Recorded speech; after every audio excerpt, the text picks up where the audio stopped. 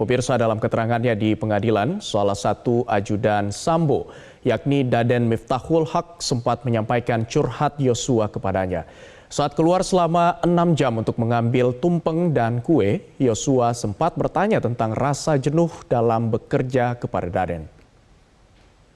Anda sempat bercerita dengan saudara terdakwa, dengan saudara korban? Awalnya tidak, Yang Mulia. Tapi begitu sampai lampu merah pertama, jadi dari rumah Cempaka itu ambil ke kiri, tidak jauh, sekitar 1 kilo itu ada lampu merah. Dia mulai bercerita dengan saya, gitu. Kalau tidak salah seperti ini, Lek, dia manggil saya Lek.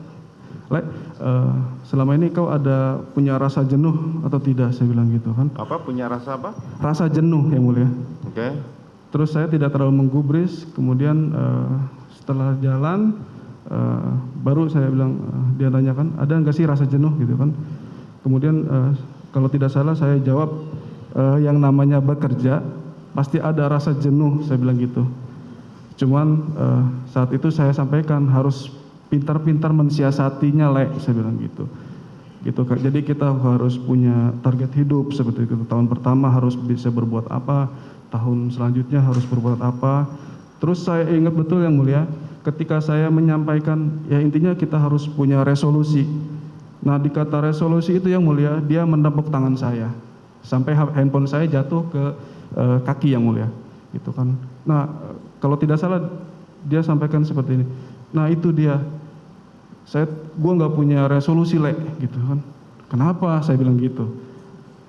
Saya agak kaget gitu kan. Kenapa? Karena dia agak kenapa gitu kan, agak keras seperti itu bilang saya. Kenapa ya, gitu kan. Habis itu saya lupa pembicaraan lagi. Yang saya ingat itu saya sempatan saya bilang, makanya kamu nikah, saya bilang gitu. Gitu. Kenapa? Gitu kan. Karena kalau kita melayani pimpinan, fokus kita, konsentrasi kita tentu kepada pimpinan, tapi untuk diri kita sendiri harus ada yang memikirkan, seperti itu kurang lebih, Yang Mulia, gitu kan. Kemudian Yosua menjawab kalau tidak salah, nikah sama siapa, dia bilang gitu. Nikah sama siapa juga, Lek, gitu ya. Kemudian saya jawab juga, karena saya tahu dulu dia pernah punya kekasih itu yang di saat itu saya belum tahu namanya siapa, yang di Jambi itu, gitu kan, yang bidan itu, Lek, gitu kan.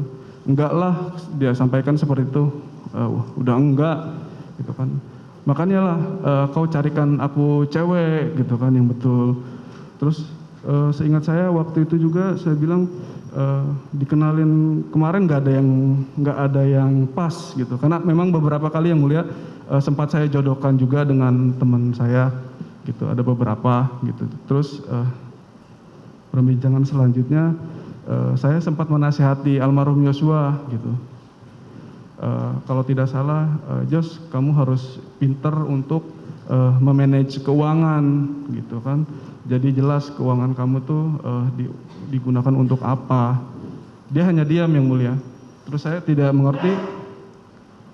Dia merespon itu ketika saya tanya, besok kegiatannya apa, gitu kan. Terus dia hanya jawab seperti ini, Yang Mulia, nggak tahulah, jangan suruh aku mikir, seperti itu. Oh ya sudah, habis itu saya tidak menanyakan tentang kegiatan, gitu. Saat itu saya tidak berpikir dia ada masalah apa, gitu. Seperti itu, Yang Mulia. Saya belum nanya ada masalah atau enggak. Siap. Tapi saudara sudah menyimpulkan pertanyaan saya. Saya Betul. cuma tanya situasi saudara waktu selama 6 jam bersama korban itu ngapain aja. Kan saudara pergi berdua. Betul, Yang Dan Mulia. perginya 6 jam. Siap. Artinya kalau situasinya kaku tidak mungkin selama itu kan. Betul, Yang Mulia. Artinya kalian berbincang-bincang, ngobrol ringan, terus bercanda, kan seperti itu? Siap, Yang Mulia. Betul kan? Betul. Nah, bahwa saya belum nanya ada masalah atau enggak itu